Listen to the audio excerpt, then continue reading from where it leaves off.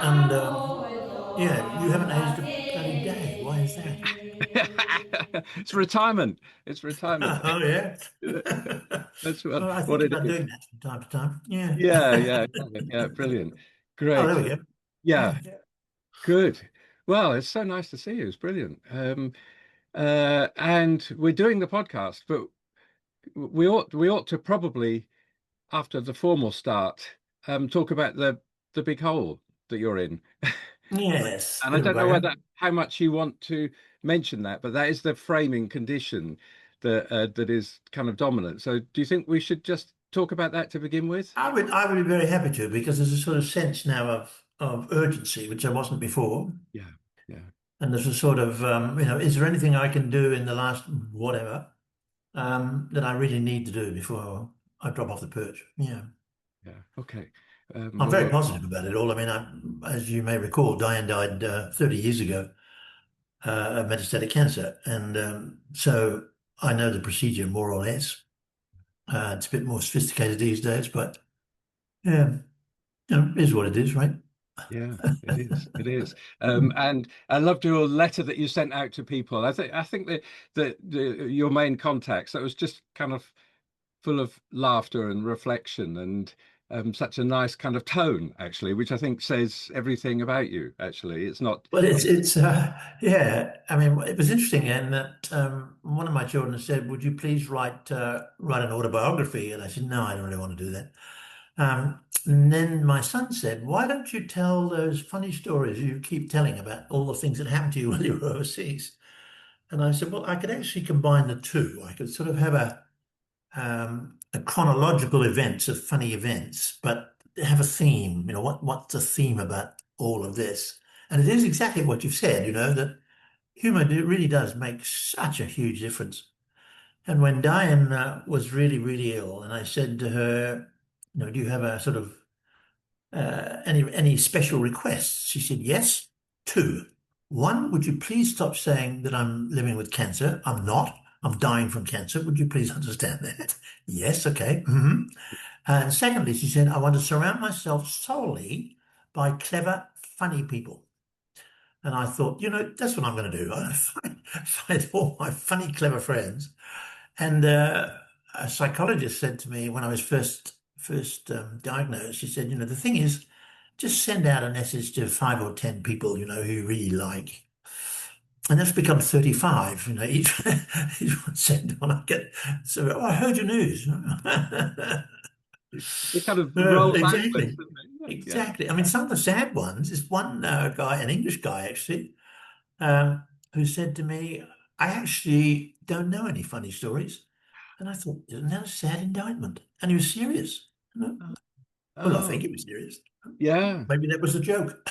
Well, well, possibly, but I think possibly more than that. It's an invitation to kind of creativity by sending out something like that. It's asking for people to delve into their experiences and their memories and to talk about that. Mm, If they mm. can't do that, they're going to. It's good that he still comes back and says something because he wants to Yeah, it's establish true. contact. That's true. So That's that's true. kind of that's rather nice. I mean, Oh, the other thing was interesting in one of the funniest people I know have ever worked with, an American, Frank Fear, sociologist. And he has wit, phenomenal wit, really quick, funny wit.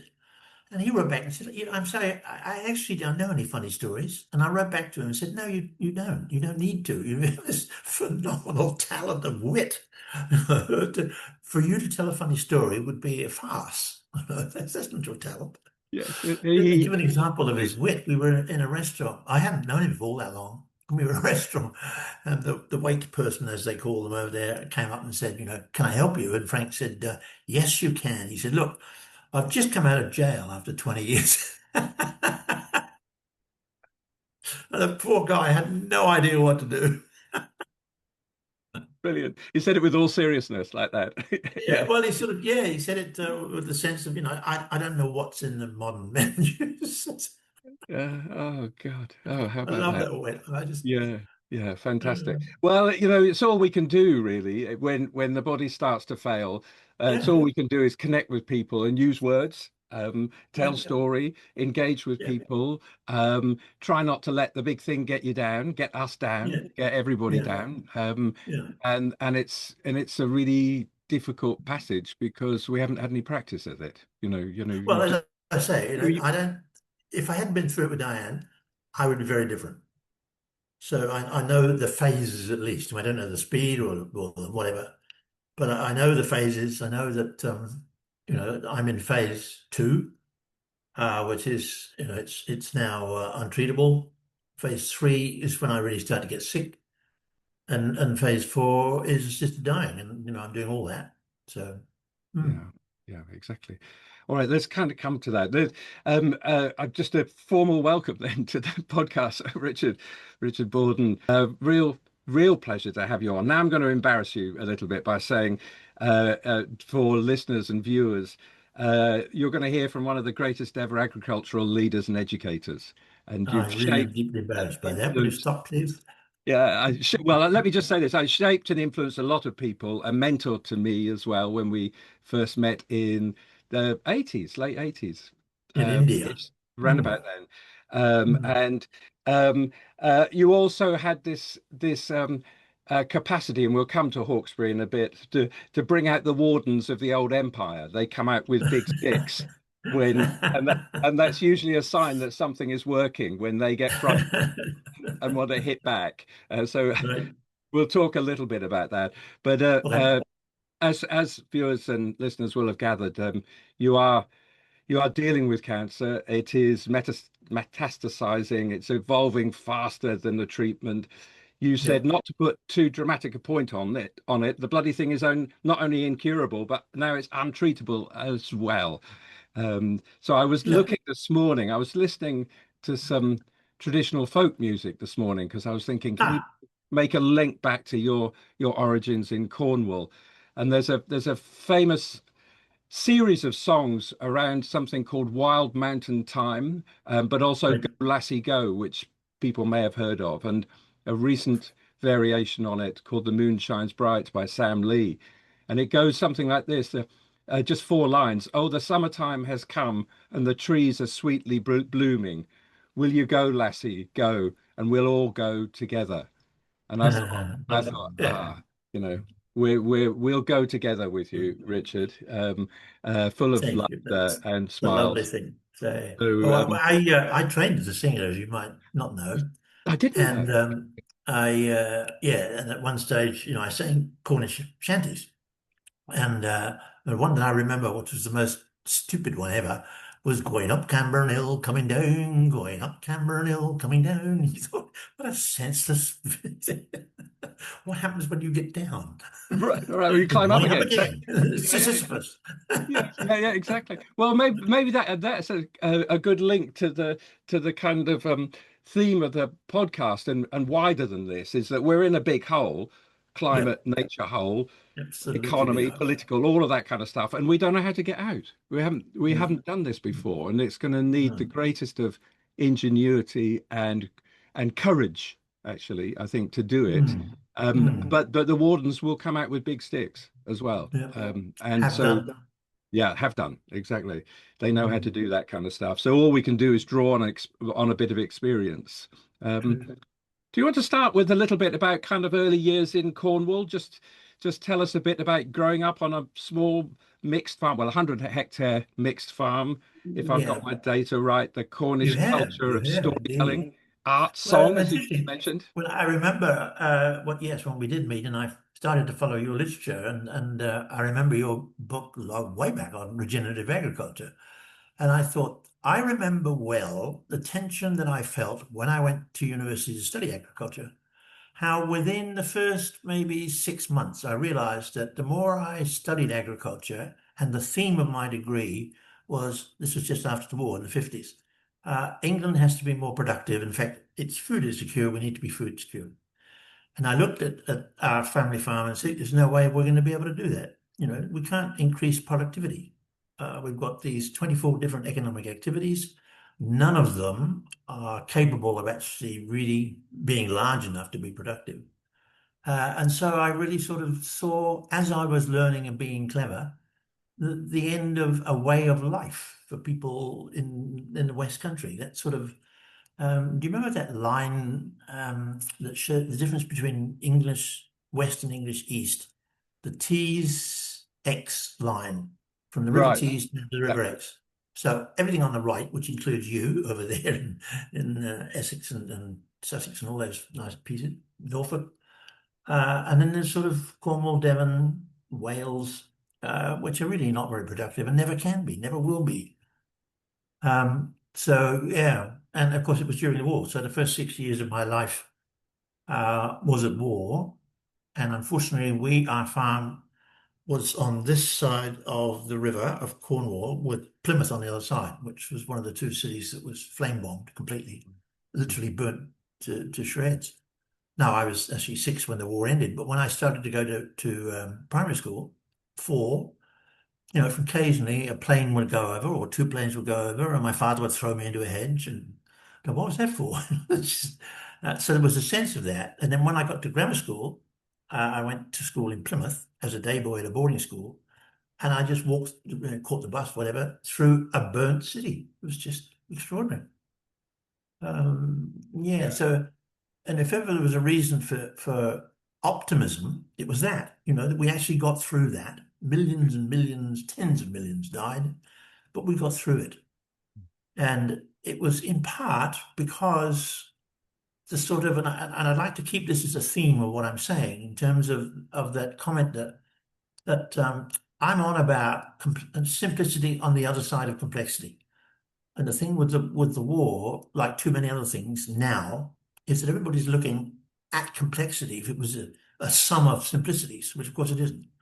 So everybody's looking at the simple issue without understanding how we deal with complexity. And that's been my career. It's sort of trying to help people understand, me included, what it is you have to do cognitively, behaviorally, affectively, to be able to deal sensibly with complexity by looking at a simplicity that makes a difference. So yeah, that's the theme of my life. And I want to tell that story in relation to the question you asked me of who's my hero. I don't know whether you anticipated to say Socrates or somebody. My hero was Dunstan Skilbeck, who was at that stage the principal of Wye College, which was the agricultural faculty of London University.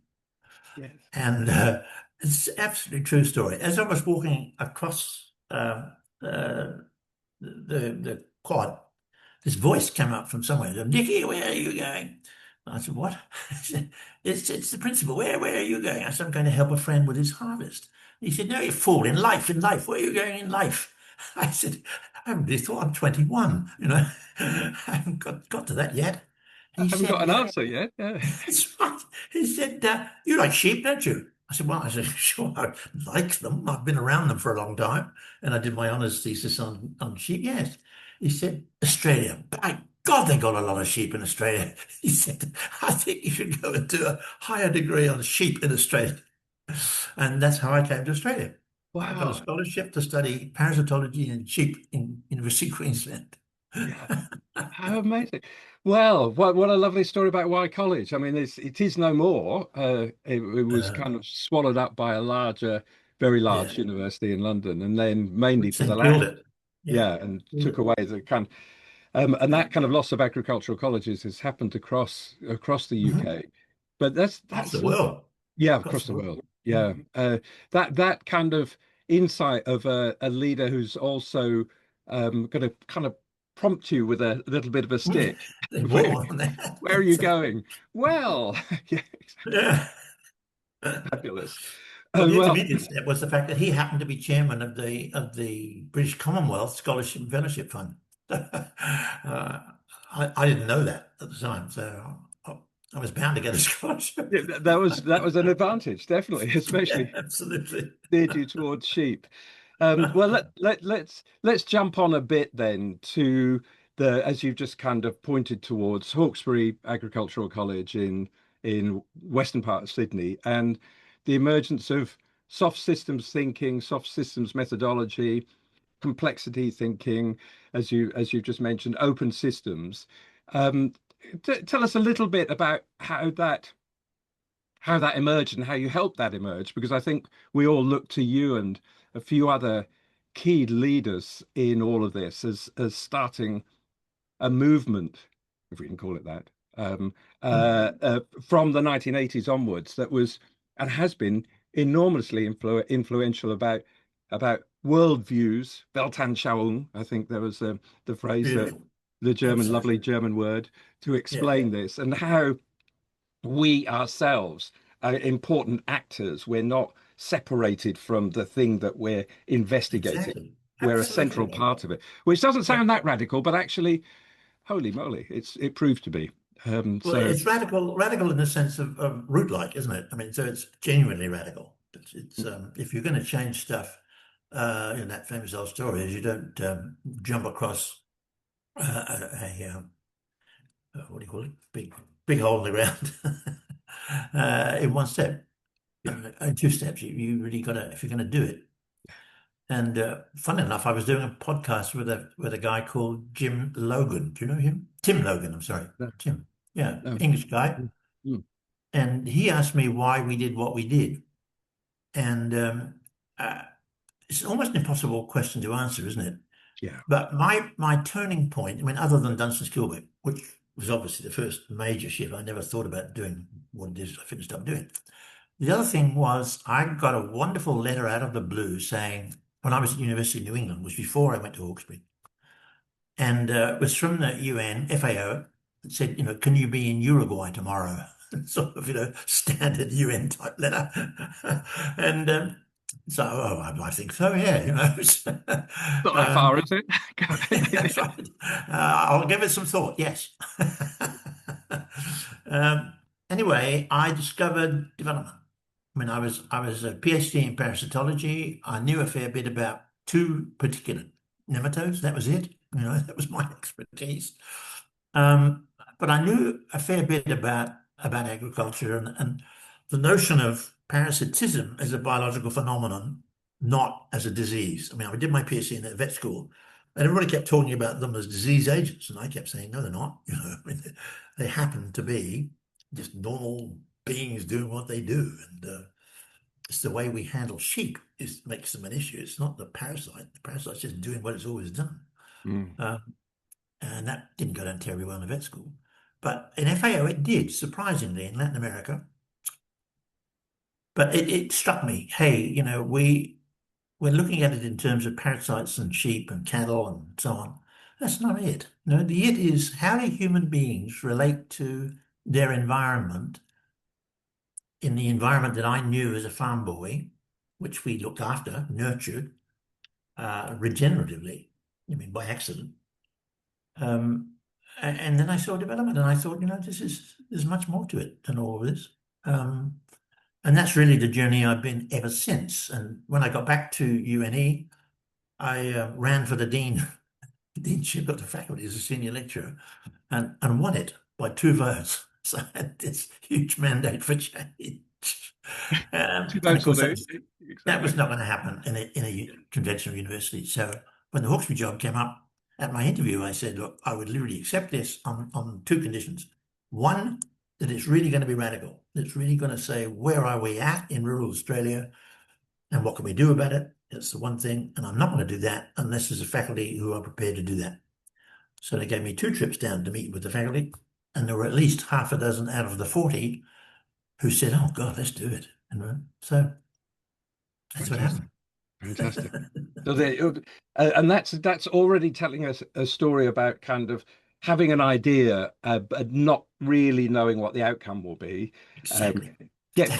putting, creating, hoping for, and getting enough support to be able to Yep. start the process off. You never get Exactly. 100% support, and there's No. always going to be some very vociferous opposition over here. But if there's Yeah. enough of people to kind of be thought leaders or action leaders, then the thing can start to happen. And but you I mean you had to tell them a story first of all to get them to believe in it, didn't you? You had to say this is what I think we need to do.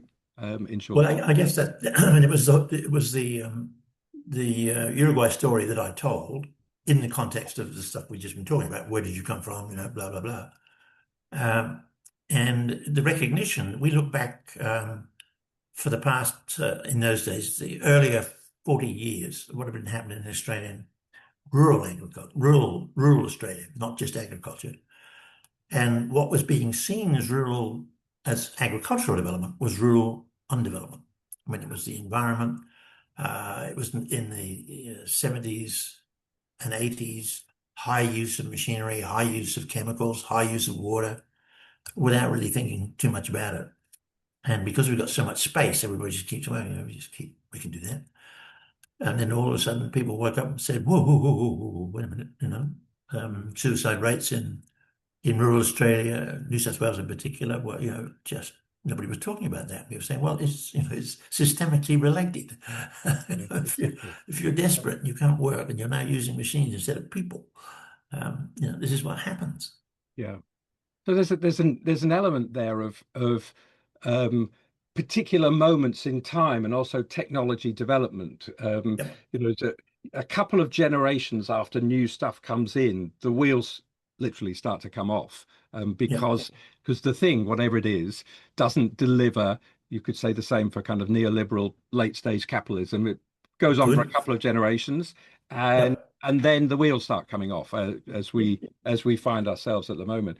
And Mhm. at that point, uh, the question becomes who's going to ask the bigger questions, the questions about where the people are in the system and how they might look at the Yeah, problem situation in a different way, how they might frame it in a different way. And already we're thinking systems at this point, as soon as we're starting to think yeah, in that kind of way, aren't we? yeah, Yeah. So Hawkesbury yeah. Hawkesbury begins with the new curriculum in about 81. Is Has I Yeah, got that yeah, right? 81, Yeah. 82. I can never remember Yeah. which. Yeah, Yeah. So that's kind of groundbreaking and innovative. Tell us a bit about the central components of this agroecology, experiential learning, yeah, um, telling the students as people that they're going to be important actors in the systems that they're studying and will be yeah, working in future. I mean, yeah. that doesn't sound like a lot, does it? It sounds kind of sensible actually when you say it like that. But my guess is that to begin with is something that people are thinking, crikey, this is a little bit different. Staff as well. Well, I can remember, I just sort of read a little quote of Lester Milbrath, who you will know. And he wrote a book in 1989, which is an important year for us when Hawkesbury moved into the university sector, having been in the college sector. But he said people and institutions in modern society are not familiar with and seldom use systemic and futures thinking. These thinking modes could be developed and applied by a variety of institutions, such as private consulting firms, government bureaus, business corporations, cha-cha-cha. And what was interesting is that I was going to write a sequel to that uh, as the context of what he got right and what he got wrong. And what he got wrong, as did so many other people, poor Peter Checkland, who died this week, kept talking about thinking. People keep talking about thinking. Wrong word. It's experiential, it's existential, isn't it? So we chose experiential learning because of the John Dewey idea and others, I mean, going way back to Plato, of saying, that experience is not observation. Experience is everything. You, as you said earlier, we're part of it and it doesn't exist without us. So we're construing reality. And so what we're seeing really is what we're experiencing. And we might do that second-handedly. It might be because we've read something. In my case, going back to my days in Cornwall, my teacher used to say, "Good morning, boys. What did you see on the way to school this morning?" Great. Yeah. Yes. Wonderful question. I saw Yes, what? absolutely. Yeah. You know, and so it's this, and how do you feel about that? And so that was the first big step we took. Secondly, it was social learning from day one, where we're all in groups and we're held in different groups all the way through the course. So they got used to working with different people. Secondly, we used sort of real experiences on our own college farms as issues. So whether it was wheat with weeds in it or whatever. And we just asked them naive questions like, here's some weeds in wheat. What are we going to do about it? Some of the farm boys would immediately say, well, you spray it. And then some of the other people would say, well, wait a minute, it's not a very good idea, is it? And then clever questions like, if you spray that weed, why don't all the crops die at the same time? What's the difference between that plant and that? So you stop it as a facilitator and you say, okay, well, now we need to learn some answers to those questions. So you spiral downwards. You start with the issue and then you get back to finding out. Mm. So our students over 3.5 years got very good at being able to deal with the complexity. And to the extent where they would actually complexify, it was, well, that's not the issue. I mean, let's really have a look at what's going on here. Like climate change is a really good example, isn't it? Sort of say, well, it's the way we live our lives. It's just, whether it's, if you put a number on it and say, well, you must get down below 2.5 or 450 parts per million or whatever it is, that's simplicity on this side of complexity. That's not actually addressing the issues at all. So if we've done anything, if Hawkesbury did anything at all, it was that. It was the realization that we really need to manage complexity in a way. There has to be a way forward. And the way forward is development. It's not solving problems, it's development in the truest sense of the word. Yes, lovely. Mm. Paul Richards wrote a book, anthropologist at UCL at the end of the 1980s, called Agriculture as Performance. And that I thought that kind of created this idea Mhm. of there never being an end point or a perfection that you get to. There's just a continuing kind of set of asking questions, testing things, learning from them. Our experience in doing that and sharing that with other people, we hope takes us down paths that are better in some way, progressive in some sort of way, reducing costs or increasing yields or whatever we want to talk about there. But there's no kind of glorious point where we say job's done, because something will constantly Right. require our attention. And that Exactly. I think Exactly. that sort of, as we were saying earlier, that worldview, which Yeah. determines how your students at the time are engaging, um, uh, that is really quite different to saying, well, here's a small particular problem. Once we've solved this, then by definition, it's a good thing. Once we've Yeah. learned how to burn fossil fuels, well, how Yeah. wonderful is that kind of thing, without thinking what the side effects are and the consequences of the next stage of this. Um, Yeah. how soon were you kind of talking about worldview and a kind of people, the way that we That's a think? very good question. We, I hate sort of, what can I say? I'm not simplistic in the sense, obviously, from what I've been saying before. So you read the odd book and you think, oh yeah, that's interesting, And there are a number of books that, well, in fact, there were hundreds of books that we read, which was an interesting part about an agricultural faculty of people reading about epistemology and philosophy as people who did ag scientists. It was that exciting, and the students started to do the same thing, and it was really fabulous. And we came across the idea of worldview, first of all, the naive one, where going back to the first exercise, they disagreed. And so the question would be, why are you disagreeing? And first answer, of course, would be, well, I know. And you say, well, so does that person know. So if you believe that putting pesticides on crops is poisonous and going to kill people, that's knowledge. Why is it any different from yours, where you say we can spray them and it won't do that? And the issue of validity, so how do you know what you know and how can you say that?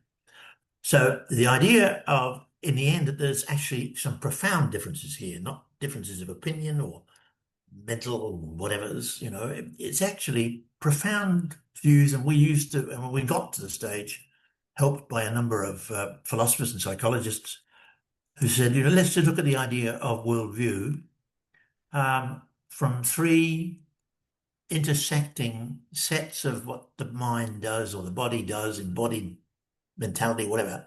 So it's the idea of the nature of nature, reality, whatever, the nature of human nature, particularly ethics and aesthetics, and the nature of knowing and knowledge. And we got those three questions.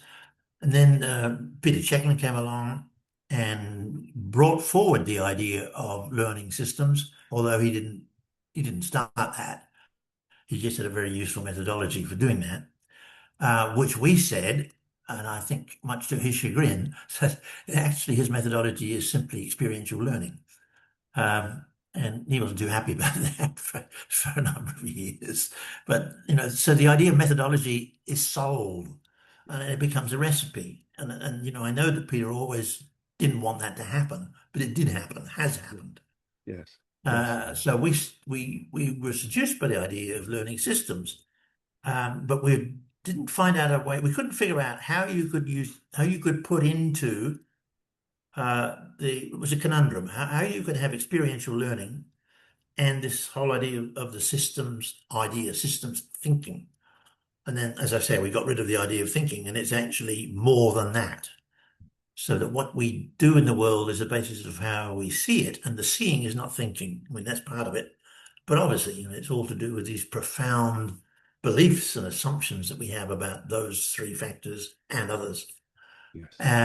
And we read a paper in 1985 or 86 by Marcia Salner, an American, who, we haven't got time to tell the story, but there is an extraordinary story that comes out of that. Anyway, she wrote this brilliant paper that said she had noticed that really she was teaching systems theory, as she called it, at the Seabrook Institute in the United States. Some students get it and some don't. And we said, that's exactly what happens with us. Why is that? And she said it's to do with epistemological development. She used a whole lot of other theories that she drew upon. And so she presented this thesis that until and unless you actually reached a level of intellectual and moral maturity, development, you never get it. You just simply see all these things as simplicity this side of complexity, including the methodology. And so the worldview to us was a total release of saying, whoa, how? And this was an argument we also had with Peter, where he would say, you have this connection between the transformation and the worldview. And our argument was the worldview is the biggest transformation you can ever get. So what if we saw education as a focus on worldview development, on epistemic development? And that's what we did. And, to the students, huge credit. These are kids who do agriculture, and they're met with these pseudo philosophers sort of saying, we're really going to do that. But they got it. They really got to it. I mean, those who really got into it, and then many went on to graduate studies. And, you asked the question in your email to me about what I'm proud of. If I'm proud of anything at all, it's those graduates, who took enormous risks. Everybody expected them to have a degree in agricultural science, particularly their parents.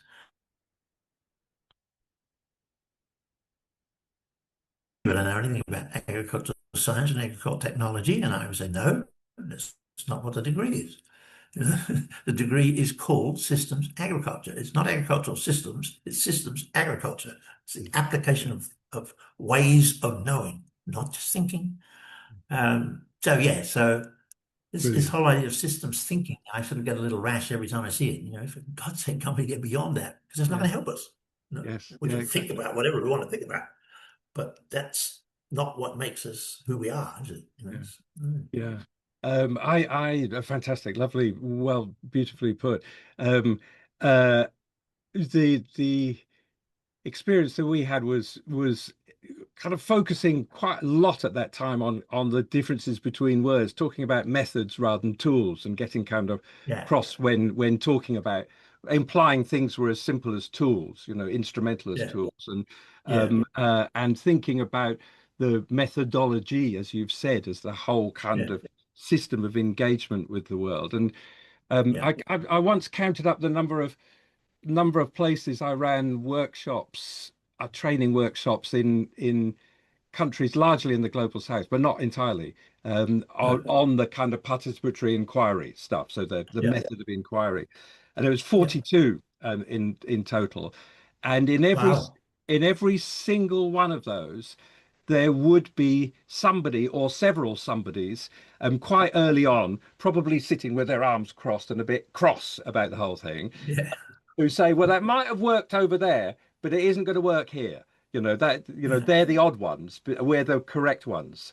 And then having to use not just methods of argument, but an awful lot of kind of energy to try to kind of switch that around to keep everybody to be going on with it without the momentary sabotage actually undermining the whole thing. Sometimes those people Mm. would flip and become the greatest supporters. They were just Yeah. being Yes, that's fearful true. and defensive to begin with.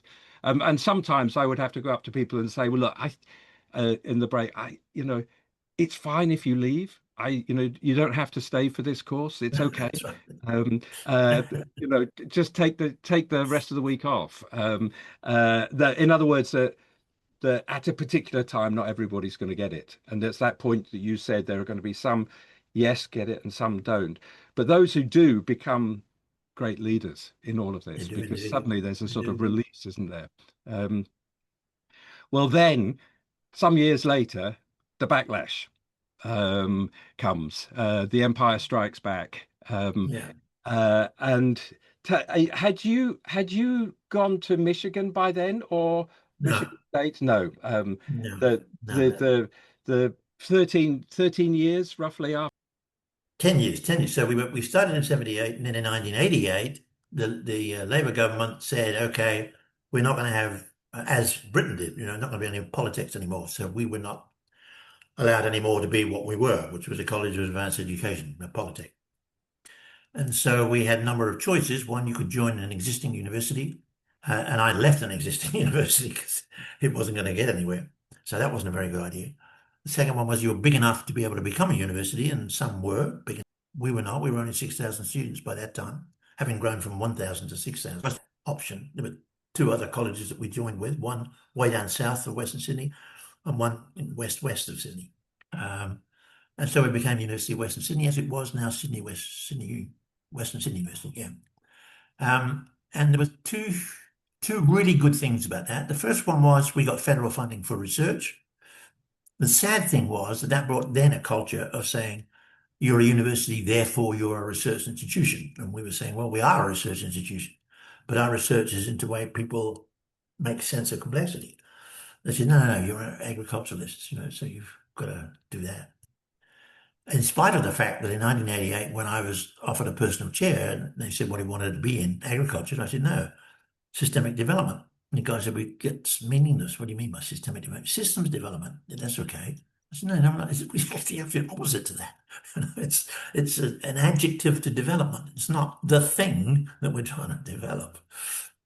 So I never tell people this, but for many years I was the professor of systems development until we had a new administrator. And I said, the first thing you can do is change my title. And then we created a centre, and then we created an institute, which was private after the university life. So up until 1994, we had become by then the largest agricultural faculty in Australia. We were which again people don't know about. We were running everything from associate diplomas, 2 years, up through to PhDs. Um, and some of my PhD graduates, my gosh, they've done incredibly well. Like, ministers of agriculture and rural development, phenomenal. Anyway, um, yeah. And then Diane, my wife, was diagnosed in 94. She died in 95. I lost everything, mojo, a large part of me. And I was given leave to go away for a while, so I went to Michigan State, where I'd had some sort of open invitation to go and spend some time there, which I did with one of my daughters. And when I left there, the then Vice Chancellor equivalent, who became the president later, as it happened, said to me, if ever you want a job, just let us know. Mm. Um, and so, yeah, with her death, I had done I'd given no thought at all to a successor. And I'd done a lot of the dirty work in terms of dealing with politicians and, you know, the, yeah, the worst of those who really wanted to kill us off. And so nobody had those sort of contacts. Yeah. And so that was in part of it. There was also this collapse, as we mentioned earlier, internationally of agricultural education anyway. And because we were so radical, we were amongst the first to go. Um, And then I came back from the US, and that really nice guy who changed my title said, what would you like to do? And I said, what I would like to do is to start a centre of systemic development, to do action research and consulting. And we'll pay for ourselves. You can pay my salary because I'm a professor, but everything else we'll earn. And that's what we did. And so for 5 years we did that. I wrote to MSU, then I had to retire at 60 in this country in those days. They said, yep, get on a plane, you know. So I was, yeah, incredible, given this amazing title. And I didn't have to do research. I didn't have to write. I didn't have to do anything. I just go around and be a scholar. Uh, and the interesting thing, and it relates to your comment about different countries and so on, in that I had the anticipation, because I'd worked earlier in the United States on a curriculum committee, that the Americans are incredibly conservative. I mean, really, in academia in particular, and they're also polemic. Mm. And so this idea of discourse, you know, the whole idea of systemic development is, of course, discourse. Um, and they found it very difficult. And the students Mm. are really poorly prepared because they're taught all the time. So when you get this radical Australian walking in, and this is claps to Australia and the Australian culture, in that we were able to do what we did, in large part, I am sure, am certain that it was because it's Australia, and you know, yeah, give it a go, mate, it'll work, you know, and it did. Yeah. And then the sort of, yeah, British system of education and university education in particular got in and said, well, you're not doing the right sort of research, and your faculty, you know, too many of them don't have higher degrees, so they've all got to do that, and the whole culture changed. So we won by being able to get research money, and we were able to do some of that in the stuff that we did, but also we could bring in graduate students, and that was a huge, huge forward for us. And we brought in a whole lot of international ones, and that was just brilliant, brilliant. Yeah. So it started to sort of go down, and by the time I retired in 2000, when I went off to the United States, it was then really no longer what it was, put it that way. Yeah. Well, I read this It kind of takes, extraordinary consultants report about kind of I found it somewhere a review of the Hawkesbury thing. I'm sure you'll know the language well, where they talk about it's time to finally conclude the use of this learning approach, a kind of that's, sneery sort of that's right. tone, to draw a line under the past and move forward. Oh my That's God. right. Yeah, Recommendation 4. Use of experiential learning approach should cease in favor of more yeah, conventional and well-proven yeah, pedagogical yeah. approaches. And God, that's the Warden's Supreme coming ignorance, from. isn't it? That was a Big, senior professor from the University of South Australia. was And it? by then I was in the US, and someone sent Yeah. that to me and said, you know, you're Oh going to my love this. God. Well, it kind of takes your breath away really when you see all that. But also it kind of doesn't because I can't remember whether it was you or one of the others who were involved in the systems work at the time, but somebody used that phrase that the empire always strikes back, and it Yeah, tries to come back hard. And yeah, sometimes it makes some big advances, and you just have to kind of swerve a bit and then kind of carry on in some other kind of way, and celebrate the wins that you had. You that's could have had true. more if they didn't happen, but I think we're going to see the same sorts of big strikes back when it comes to getting rid of all fossil fuels, for example, in the world, creating a whole different way of thinking about what we want. And that still remains a big hole because everyone goes back to the kind of the instrumental stuff. This is what we need to fix, and this thing over here we need to fix. Very few very few in the people are discussing about where we want to get to. What does good look like? What do we want Yeah, that to look like? that's In right. other words, what kind of experiences can we bring to that sort of thinking? And we're still kind of waiting for that Well, to sort I think that you know, I have a sort of sad thing about Tony Blair when he first got in and talked about the third way. And I read Peter Giddens in particular and Ulrich Beck and people like that about the risk of society and so on. And it all made so much sense. The third way, there is no point from a worldview perspective. There's no point in arguing worldviews because you're never Mm. going to change them. And if you do, it's not because someone tells you you're wrong. Yeah. A, because you can't be wrong with a worldview, you just have one for any given moment at any given circumstance. But it's the fact that politics has just so let us down that, and and the United States, again, I lived there for 8 years during George W. And there was this polemicist all the way through. Everybody within the academy, there would be people who were just these never ever questioned worldviews, and that was, I was unsuccessful in doing what it is that I did go there to do. Mm. I had a wonderful time, fabulous time, met some wonderful people, wrote a book. Um, yeah, did a lot of international work from there. When I left, I said to the then president of the university, I said, "What was it that?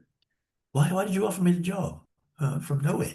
So she said, "Well, the interesting thing is, we Americans, and I've always thought about this ever since then, we Americans are very good at analysis and terrible at synthesis."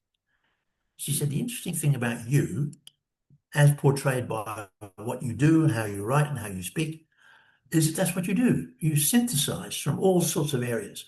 So you don't see psychology and philosophy and parasitology as anything other than human ways of making sense of what's going on in a particular domain.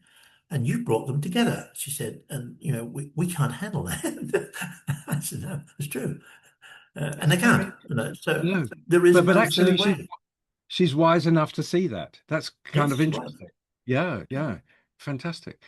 Well, when you look at when if we kind of circle around to what we were saying about kind of regenerative approaches and where this all kind of started with thinking of agroecology and people in Yeah, systems and the worldviews we have, uh, when you look on the ground in Australia in particular and elsewhere with the emergence of regenerative methods yeah, and the writing in this, I mean, I'm thinking of an example, Charles Massey's book, The Call yes, of the Reed Warbler, for example, yes, which was is um, uh, yes. a glorious story of transformation and change inside as well as outside.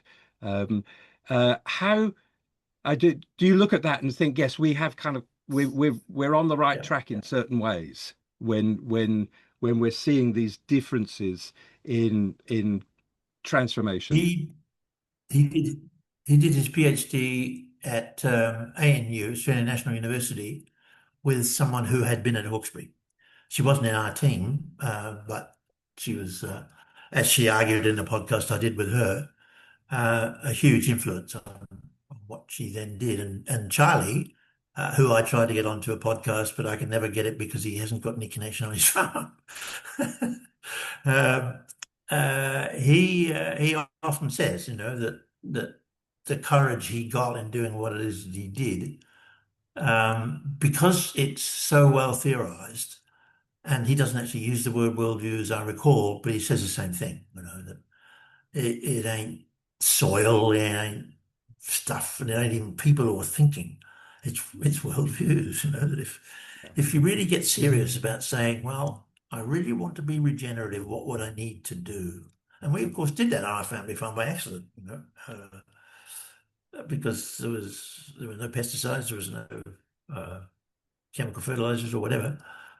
And then the dilemma, that if we were introducing increases in productivity, how do you do that without that? And maintain a way of living, and I don't think we're anywhere near that. I don't know about you, but I don't think we're anywhere near that. No, no, It's, exactly. it's Well, it's too there's difficult a question, it seems to me. yeah, yeah, exactly. And maybe uh well, I wanted to kind of quote the question that his 9-year-old grandson asked him, which I think was a lovely one, where it says, "Why do we have to kill things to grow things?" Which which Yeah, which was yeah, a there you lovely go. kind of innocent question of a 9-year-old. Actually, Isn't it? Yeah, worldview there. I mean, there's a good kind yeah, of there it poke is. around Fabulous. worldview, which is fabulous. But if we Yeah, kind of just say pick up that word courage again that we've mentioned a couple of times, maybe yeah, maybe there have to be kind of advances in practices in making this sort of thing work rather than that kind of thing, of cutting out pesticides and still succeeding, of changing the water regimes on farms that you do. And then people's courage kind of increases because they're less frightened by the change that they see or they read about or they hear about. We're seeing quite a fabulous expansion of what people call regenerative ag in the UK. It's Yeah, gone from being, sort of a term that was never going to be used, even though I wrote a book about it 30 years ago. it But did. now it's kind of like, I'm happy to say to people, oh, yeah, well, this has got kind of a little bit of history behind it. But I see Hmm. people with a lot of kind of um, strength and courage in what they're doing, which is really different from the big machinery industry, the big input Yeah, industry, the big seed industry, yeah, and the big farm industry. That I'm not sure where it goes, but I'm quite encouraged by that actually. Uh, they're not going to. I think most of those farmers wouldn't understand what you meant. This is not being patronizing either, I hope. If you say, well, your worldview has changed, but if you said the way that you look at the farm and the way that you look at the world and the way that you are doing stuff to help wild birds or the swifts that fly in the barn over the barns, or that you now think these other things are as important as or more important even than the wheat yields, then I think you have already yeah. seen a change in worldview, which is kind of interesting, actually. Let's not take up too much more of your time, Richard. You're I'm proud. loving it, frankly. Well, why not, actually? Yes, So, actually. so you've It's on my talked of, bucket list. yeah, yeah, right. Talk to Well, Jules. well, yes, why not? Exactly. Uh, a proud. I think we've talked about some of that. You were proud of Yeah, bringing through Hawkesbury students who go off to become their own leaders. yeah, That that yeah. that sounds like a great thing. There's nothing better than helping others to kind of transition and grow No, and go no. forward like that. Yeah, yeah. And the Um, other thing is, and you would have gone through this, I know, where I got an Australian award, and it's very hard to say without sounding trite. It's not me. This is literally hundreds of people have been part of this whole exercise.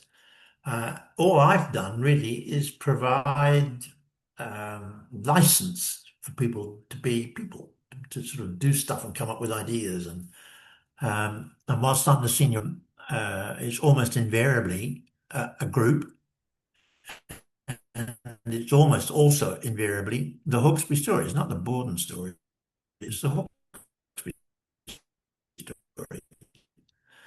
And, and yeah, so on. And you make the sort of statement as well, it's the team or whatever, but I actually really meant that. yeah, It exactly. wasn't, so it really is a reward to them, Yeah, and they accept it in that spirit, they couldn't have been more happy. lovely. Uh, Well, so human that kind of was, human yeah, that was a advances, proud. progress, Mm. whatever we want, whatever frame we want to put it in, are all collective. I mean, they're all groups of people doing things together. I mean, they may be, Yeah, we may have yeah, kind of individual ideas, but they're right. framed Social learning. coming Yep, from people in the first place and from the environment and nature around exactly, us. And there's a kind of, exactly. we're not independent Yeah, actors. And that strikes me as a kind of starting point for all of this. So that's kind of no, well, yeah, exactly. A book to yeah, recommend? Would you would you give a book to recommend yeah. that people should to I kind of turn? thought deeply about that question, and there are so many out there. I mean, we've got a library as you and I have, as you have there. Mm, I've culled mine now, and I'm down to 500 books after 3,000 or whatever it was at one stage or another. And I could honestly say that because, again, this idea of simplicity and the other side of complexity, all of those books are important, aren't they?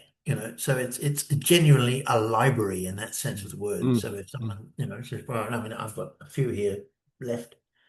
And I read them and over again. But they're so contextual, aren't they?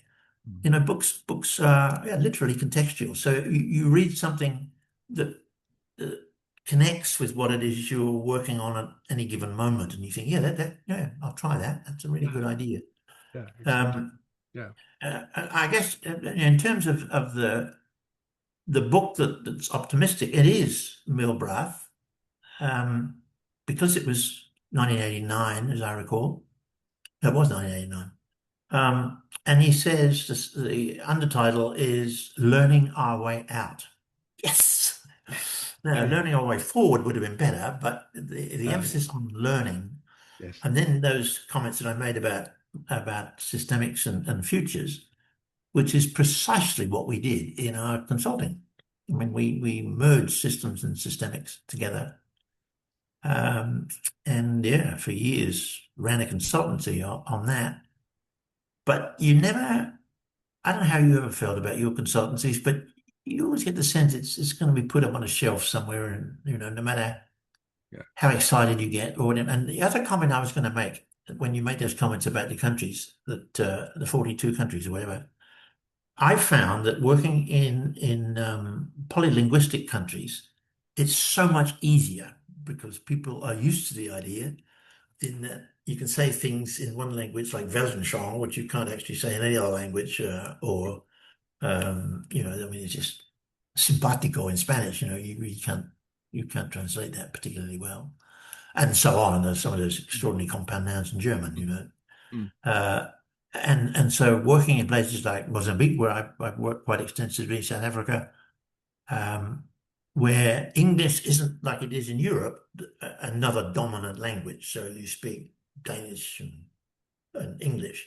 Whereas you go to a country like South Africa, everybody speaks at least three, with no connection between Zulu and Afrikaans. And so they're just totally different constructions, therefore different worlds.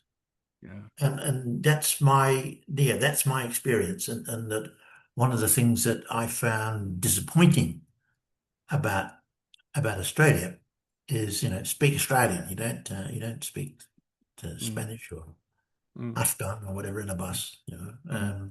Mm. Whereas in England you did. I mean, certainly when I was a kid, um, and that was before the Jamaicans arrived. But it was, I mean, so many people spoke French. I mean, I went to France when I was 14. Um, I did French at school. I did Latin at school. And so languages were sort of part of my education in England. Yeah. Here they're not. It's Mm. just sort of another subject that you do. Mm. Because we're so far away from anywhere, and the close languages to us are difficult, including the Aboriginal ones, which are really very difficult. Mm.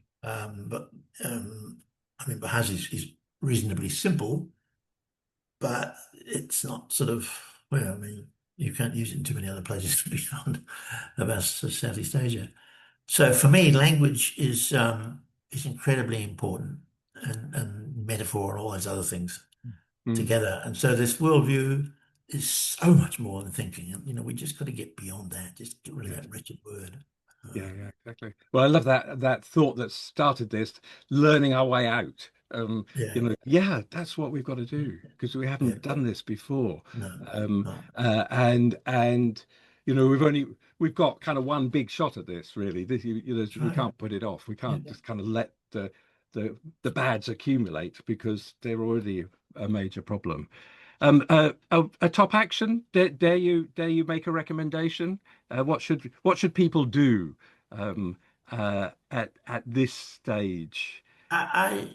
When I first read that question, I wrote down the sort of Socratic first know thyself. Mm. And then I thought that that's too difficult to explain in complex terms. And so people will see it tritely and do what most people do. I'm an angry person, I'm a happy person, I'm whatever. First know thyself. Yeah, I know me pretty well. No, you don't. I mean, who asks questions like what is the nature of nature? What is the nature of reality? And yet without asking those questions, you actually have no idea what yourself is. And particularly most of that stuff is subconscious and therefore has to be surfaced. Mm. Um, so it's if it is to be that, first know thyself. Maybe it's first be thyself, first sort of be existential, be aware of what's happening, and then try and figure out why you hold the beliefs that you hold, why they're different to others, and how they may well be limiting to yourself and to others. How many arguments do you get to in the end, which are worldview differences, when you don't really even know you have a worldview? Yeah, exactly. Beautifully Mhm. put. Well put. Mhm. Lovely. Thanks, Richard. Thought we could finish on an excerpt from Mary Oliver, the Yes. American poet. Mm. She wrote a lovely poem called "Last Night the Rain Spoke to Me." And Oh yeah. in fact, my daughter read it at my son's wedding 2 years ago. And this, I think, this is worldview stuff. I think this is seeing the world just as you've described and asking different questions of it. And I've just excerpted three small bits, um, and would take us to that point of the journey ahead. Last night the rain spoke to me, slowly saying, "What joy to come falling out of the brisk cloud." I was standing under a tree. The tree was a tree with happy leaves. Imagine, imagine the long and wondrous journeys still to be ours. And that's how she finishes it. And it Fabulous. only takes a minute to read the whole poem. A tree with Mm. happy leaves. That's Yeah, isn't that wonderful? Yeah. but also imagine that one long and wondrous journeys still to be ours. Um, they're still awaiting us, whatever the current situation. Oh, absolutely. I mean, anybody who knows anything about history recognizes that, these, in many ways, are quite extraordinary days. Mm. Mm. One of the interesting discussions I have with some friends here is about the idea of progress. When you live in a country that's had people living in it for 50,000 years who have done their own thing, and people say, you know what, this is a country that's filled with iron. Why didn't they get into an iron age? And the easy answer is because they didn't need to. Right. Why would they Period. do? Why would they do that? Exactly. Yeah, Exactly. exactly. Everything was Exactly. working perfectly well. So 50,000 years. yeah, if that's not deep time, I don't know what is. Exactly. Exactly. Yeah. People Oh, talk about sustainability. And one of the issues there is that people keep talking because it's utilitarian that, why don't we ask the Aboriginals how to help us with fire? Because they're very good with fire and they have a different way of dealing with the fire.